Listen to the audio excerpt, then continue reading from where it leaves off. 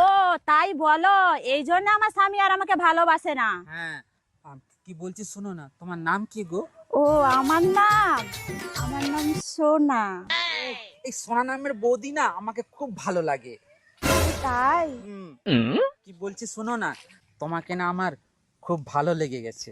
এই তো কিছুদিন আমার বিয়ে হয়েছে, আর এই তো তোমার সাথে কিছুক্ষণ আগে দেখা হলো, এর মধ্যেই আমাকে ভালো লেগে গেল।